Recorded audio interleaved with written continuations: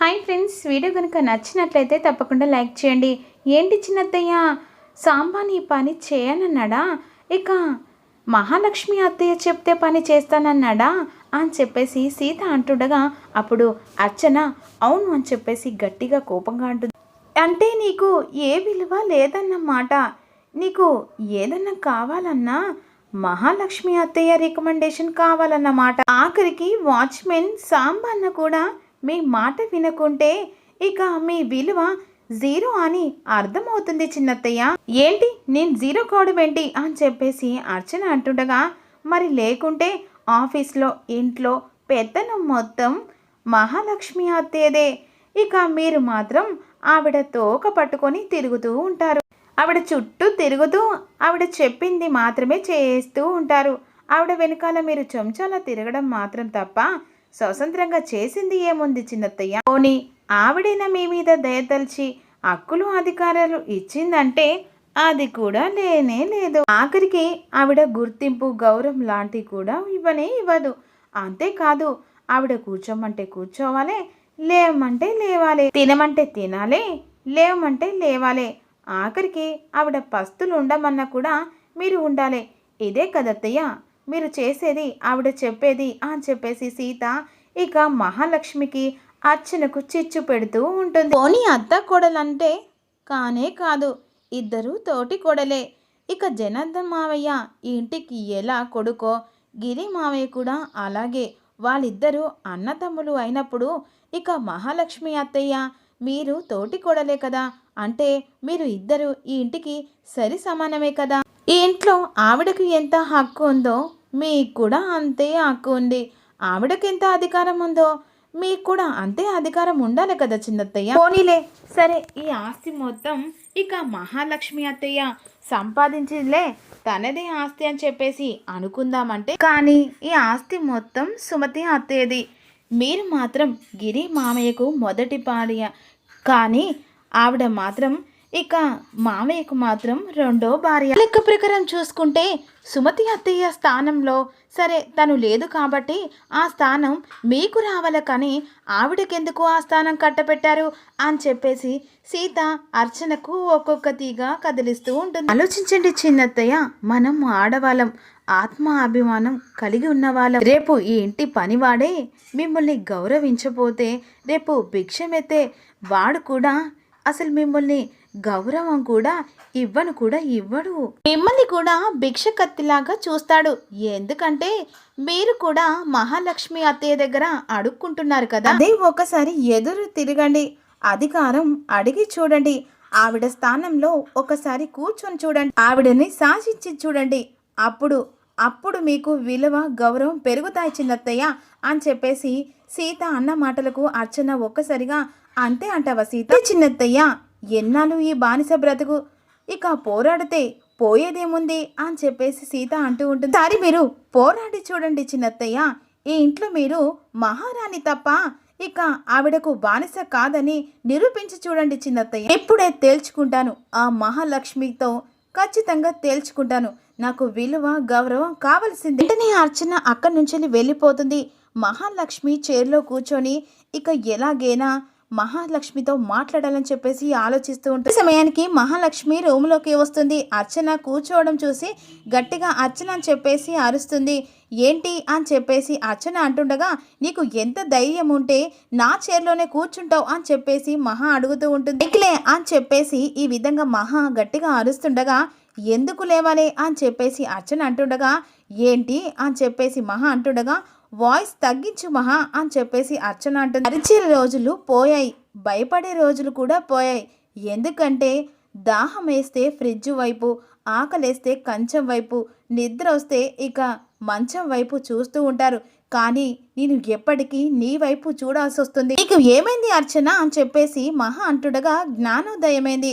ఇక నుంచి నీకు సలం చేసే ఇక జ్ఞానోదయమైంది. అంతేకాదు బానిస బతుకు కూడా ఇక్కడి నుంచి ఇక స్టాప్ అయిపోయిందని చెప్పేసి అర్చన మాటలు విని మహా షాక్ అయిపోతుంది. నేను కూడా ఏంటి కోడల్నే, నీతో సమానంగా నాకు కూడా అధికారాలు, గౌరవం, పెత్తనం అన్ని కావాలని చెప్పేసి అర్చన మాటలు విని మహా షాక్ అయిపోతుంది. పిచ్చేమన్నా పట్టిందా నీకు అని చెప్పేసి మహా అర్చనను అడుగుతుండగా, పిచ్చి నాకు కాదు మహా, నీకు ఆస్తి పిచ్చి, అధికారం పిచ్చి, అందరినీ నీ కాళ్ళ కింద అనిసి వేసే పిచ్చి, అది మాత్రం మానుకో అని చెప్పేసి అర్చన ఒక్కొక్క మాట విని మహా షాక్ అయిపోతుంది. ఇప్పుడే నాతో కిందికి వచ్చి అందరికీ ఇక చెప్పు అని చెప్పేసి అర్చన అంటుండగా, ఏం చెప్పాలి, ఇక నుంచి అర్చన నాతో సమానమని నాకు ఎలా భయపడుతున్నారో అలాగే అర్చన కూడా భయపడాలని అందరికీ చెప్పు అని చెప్పేసి అర్చన అంటూ ఉంటుంది. ముఖ్యంగా ఆ రాజ్యం,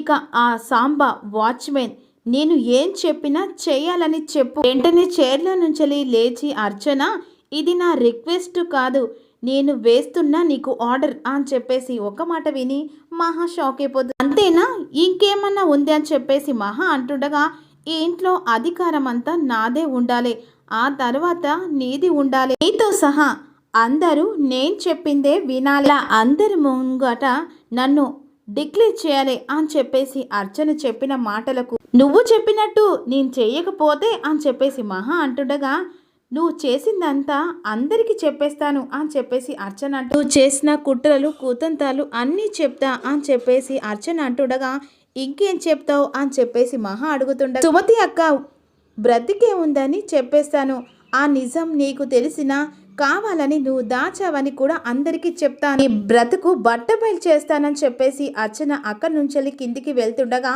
ఆగు అని చెప్పేసి మహా అంటుంది. ఎన్ని విషయాలు చెప్పావు, మరి నా గురించి కూడా కొన్ని విషయాలు చెప్పాలి కదా, ఏంటి అని చెప్పేసి అర్చన అడుగుతుండగా, ఇక నాకు ఎదిరించిన వాళ్ళను, నాకు ఎదురు తిరిగిన వాళ్ళను నేను వదిలిపెట్టను, ఏం చేస్తావని చెప్పేసి అర్చన తిరిగి మళ్ళీ అడుగుతూ ఉండగా, చంపేస్తాను అని చెప్పేసి మహా అంటుంది. ఏంటి బెదిరిస్తున్నావా, నన్ను చంపడం నీ వల్ల కాదు అని చెప్పేసి అర్చన అంటుంది. కొన్ని సంవత్సరాలు సుమతి చనిపోయిందని తెలుసు కదా, అవును యాక్సిడెంట్లో చనిపోయిందని చెప్పావు, ఆ యాక్సిడెంట్ చేయించింది నేనే అని చెప్పేసి మహా నిజం చెప్పేసరికి అర్చన షాక్ మాట విని అర్చన షాక్ అయిపోతుంది కదా. ఈలోపు సీత అర్చన మాటలు వినడానికి పైకొస్తూ, ఈ పాటికి అర్చన అత్తయ్య మాటలు విని మహాలక్ష్మి అత్తయ్య షాక్ అయిపోయి ఇక సిలిండర్ అయి ఉంటుంది అని చెప్పేసి పైకి అలా అనుకుంటూ వస్తూ ఉంటుంది. తోడి కోడల మధ్య చిచ్చు పెట్టాను, ఇద్దరు తోటి కోడలు కొప్పులు పట్టుకొని కొట్టుకుంటూ ఉంటారు అని చెప్పేసి సీత అనుకుంటూ వస్తూ ఉంటుంది. సీత మెల్లగా అర్చన మాటలు వినడానికి వచ్చేసరికి మహాలక్ష్మి కాళ్ళ దగ్గర అర్చన కూర్చుంటుంది.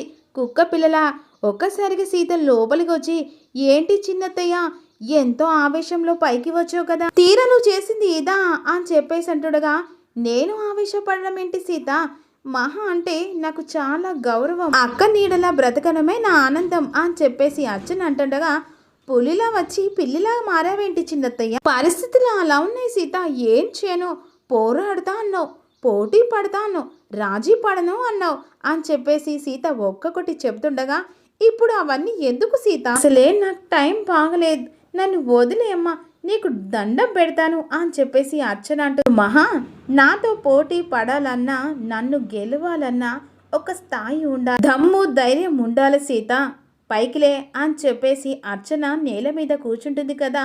ఒక్కసారిగా అర్చన లేచి నిలబడుతుంది. టాటాకు చప్పులకు భయపడతాను అనుకున్నావా, నీకు రెచ్చగొట్టు మాత్రమే తెలుసు, నాకు తొక్కి పడేయడం కూడా తెలుసు, అందుకే ఈ ఇంట్లో నన్ను ఎవరు ఎదిరించలేరు, ఎవరైనా నా దారిలోకి రావాల్సిందే అని చెప్పేసి మహా అంటుండగా, కానీ నా విషయంలో మాత్రం అలా జరగదత్తయ్య అని చెప్పేసి సీత, ఎవరిని కంట్రోల్ పెట్టినా నన్ను మాత్రం కంట్రోల్ పెట్టలేవత్తయ్య అని చెప్పేసి సీత అంటుండగా, నేను తలుచుకుంటే ఆ దేవుణ్ణి కూడా కంట్రోల్లో పెట్టగలను, ఆఫ్టర్ ఆల్ నువ్వెంత అని చెప్పేసి మహా అంటుంది. ఈ అహంకారంతోనే ఏదో ఒక రోజు పతనం అవుతారు, ఇక ఏదో ఒక రోజు నీ అధికారమే నాకు వస్తుంది, ఆ రోజే నేను మిమ్మల్ని కంట్రోల్లో పెడతాను అని చెప్పేసి ఈ విధంగా సీత అంటుండగా, అప్పుడు మహా నవ్వుతూ, విన్నావా అర్చన అని చెప్పేసి అంటుంది. ఎవరితో ఏం మాట్లాడుతుందో తెలుసా, ఏ సీత నీకో సామెత చెప్పనా, పిల్లి ఎంత గాండ్రిచ్చినా పిల్లి పులి కాలేదు, నేను పిల్లి అని మీతో చెప్పానా, నేను కూడా మీకో సామెత చెప్తా, పులి ఎంత గాండ్రిచ్చినా సింహంలా అడవికి ఇక ఏ రోజు రాజు కాలేదు అని చెప్పేసి సీత అంటే, నువ్వు సింహానివా, సింహాన్నో శివంగినో త్వరలోనే చూడబోతున్నారత్త. అక్కడి నుంచి సీత వెళ్ళిన తర్వాత అది శివంగి ఆట, దానికి నేను భయపడాలా అర్చన? దాని గురించి ఏమో మహా, నేను అన్న మాటలు నువ్వు మనసులో పెట్టుకోకు, ఎప్పుడు నీ వెనకాలే ఉంటాను అని చెప్పేసి అర్చన కంగారుతో గురించి ఇన్ని తెలిసిన తర్వాత అస్సలు తప్పు చేయను, ఆ భయం నీలో ఉంటే చాలు అని చెప్పేసి మహా అంటుంది. అర్చన అక్కడి నుంచి వెళ్ళిపోతుంది. అర్చన బయటకు వచ్చి మహాలక్ష్మి దుర్మార్గురాలే అనుకున్నాను, హంతకురాలా, ఈసారి సుమతి అక్కయ్య దొరికితే ఏం చేస్తుందో దేవుడా అని చెప్పేసి కంగారుతో అనుకుంటూ ఉంటుంది. ఇక రోడ్డు మీద నడుచుకుంటూ శివకృష్ణ వస్తూ ఉంటారు. మహాలక్ష్మి సుమతి గురించి ఒక రౌడీని శివకృష్ణ వాళ్ళ ఇంటికి పంపిస్తుంది కదా, అదే రోడ్డు వైపు ఆ రౌడీ వస్తూ ఉంటాడు. శివకృష్ణను గమనించిన తర్వాత మహాలక్ష్మి గారు శివకృష్ణ వాళ్ళ ఇంటికి వెళ్తే ఏదో ఒక నిజం బయటపడుతుందని చెప్పింది కదా, ఇక ఇతను ఫాలో అయితే నిజం బయటపడవచ్చు అని చెప్పేసి రౌడీ అనుకుంటూ ఉంటాడు. రౌడీ శివకృష్ణ వెనకాల ఫాలో అవుతూ ఉంటాడు. ఇక సడన్గా వెనక్కి తిరిగి చూసిన శివకృష్ణ మెల్లిగా రౌడీ దాచుకుంటాడు. అదే సమయానికి ఒక అతను ఎదురు పడతాడు.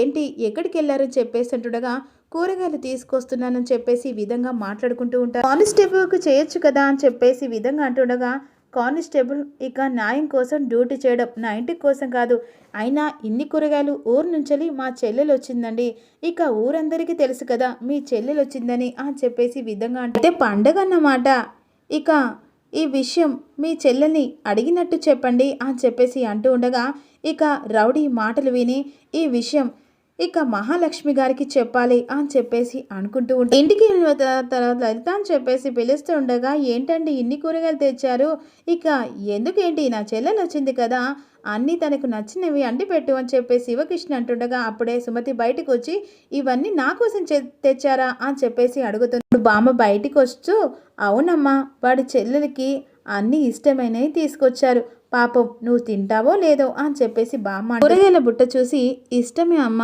అన్నయ్య నా కోసం తీసుకొచ్చిన తర్వాత ఇష్టం కాకుండా ఎలా ఉంటుందని చెప్పేసి సుమతి అంటుండగా విన్నావమ్మా ఈ చెల్లి కూడా ఇష్టమేనట అని చెప్పేసి శివకృష్ణ అంట. ఇక తనకి నచ్చినట్టు వండు అని చెప్పేసి లలితకు చెప్తుండగా అదేంటి వదిన నీ చేతి వంట కొత్తగా తింటున్నానని చెప్పేసి సుమతి మాటలు విని ఒక్కసారిగా షాక్ అయిపోతారు. అదే వదిన ఇక మహాలక్ష్మి వాళ్ళ ఇంట్లో సీత వంట చేసేది కదా, ఇక అంతకంటే అద్భుతంగా చేస్తావని అంటున్నాను అని చెప్పేసి సుమతి అంటే ఇక నీ చేతి వంట కూడా బాగుంటుందని సీత చెప్పింది, ఇక ఈ రోజు తినాల్సిందే అని చెప్పేసి సుమతి అంటుండగా ఈ రోజేంటి రోజు తినాల్సిందే అని చెప్పేసి లలిత అంటుంది. ఏం కావాలమ్మా చెప్పు, ఇక నీకు ఏది రాకుండా చూసుకుంటామని చెప్పేసి శివకృష్ణ అంటుండగా నా రూపం మారినా ఇక నా పట్ల నీ ప్రేమ తగ్గలేదన్నయ్య అని చెప్పేసి సుమతి మనసులో అనుకుంటుంది. ఇక మహాలక్ష్మి సుమతి గురించి ఆలోచిస్తూ సుమతి గురించి ఇన్ఫర్మేషన్ ఏది రాలేదని చెప్పేసి కంగారుతో ఇక ఆ విద్యాదేవి టీచర్ని అయితే ఇంట్లో నుంచి పంపించాను కానీ సుమతి గురించి కనుక్కోలేకపోతున్నాను చెప్పేసి విధంగా అనుకుంటుండగా ఈలోపు మహాలక్ష్మికి ఫోన్ వస్తూ ఉంటుంది. చెప్పు కోటి సుమతి గురించి తెలిసిందని చెప్పేసి మహా అడుగుతుండగా తెలిసింది, మీరు చెప్పినట్టే రామపురం వచ్చాను, ఇక నిఘా పెట్టాను శివకృష్ణ మీద అని చెప్పేసి కోటి అంటుండగా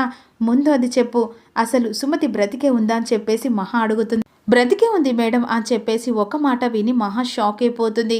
ఇక అవును మేడం తను శివకృష్ణ వాళ్ళ ఇంట్లో ఉంది అని చెప్పేసి ఒక్కసారిగా కోటి మాటలు విని షాక్లో ఉండిపోతుంది. శివకృష్ణ వాళ్ళ ఇంట్లో సుమతి ఉందా, నువ్వు సుమతిని చూసావా అని చెప్పేసి కోటిని అడుగుతుండగా ఇక శివకృష్ణను ఎంక్వైరీ చేస్తుండే ఒక అతనితో తన చెల్లెల గురించి చెప్తుంటే విన్నాను అని చెప్పేసి కోటి అంటే ఇంట్లోనే ఉన్నదట అని చెప్పేసి కోటి అన్న మాటలు శివకృష్ణ వాళ్ళ ఇంట్లో సుమతి ఏం చేస్తుంది, ఏం చేయమంటారు మేడం అని చెప్పేసి కోటి అంటుండగా నేను చెప్పేంత వరకు నువ్వు ఏం చేయకు, నేను మళ్ళీ కాల్ చేస్తానని చెప్పేసి మహా కాల్ కట్ చేస్తుంది. సుమతి ఇంటికి రాకుండా ఆ ఇంటికి ఎందుకు వెళ్ళింది, నన్ను కలవడానికి వచ్చిన సుమతి అక్కడ ఎందుకుంది అని చెప్పేసి ఆలోచిస్తూ ఉంటుంది. తన ప్లాన్ ఏంటి అని చెప్పేసి మహా కంగారు పడుతుండగా సీత రోడ్డు మీద వెళ్ళుకుంటూ టీచర్ గురించి ఆలోచిస్తూ ఉంటుంది. టీచర్ ఎక్కడున్నారో తెలియదు, తనకు ఫోన్ చేద్దామంటే తన ఫ్యామిలీకి దూరంగా ఉందని చెప్పింది, ఫ్యామిలీ గురించి కనుక్కోలే టీచర్ గురించి అని చెప్పేసి అటువైపు వెళ్తున్న బాబాయ్ అని చెప్పేసి పిలిచి ఇక సుమతి ఫోటో చూపించి ఈవిడిని చుట్టుపక్కల చూసారని చెప్పేసి అడుగుతూ ఉంటుంది. మంత్రులు గారిని కలుస్తుంది సీత, మీరు అని చెప్పేసి అంటుండగా ఒకరోజు నా భర్త నేను ఇద్దరం కలిసి ఇక పూజ జరిపించడానికి వచ్చాము. అదే రోజు ఈవిడ మా పేరు మీద అర్చన చేపించింది గుర్తుందా అని చెప్పేసి ఫోటో చూపెడుతూ ఉంటుంది పంతులు గారికి. ఇప్పుడు గుర్తొచ్చిందమ్మా, కాకపోతే ఈ మధ్య ఈమె గుడికి రావట్లేదు. సరే అమ్మా, గుడి తలుపులు తెరిచే వేలైంది, వెళ్ళొస్తాను అని చెప్పేసి పంతులు గారు అక్కడి నుంచి వెళ్ళిపోతారు.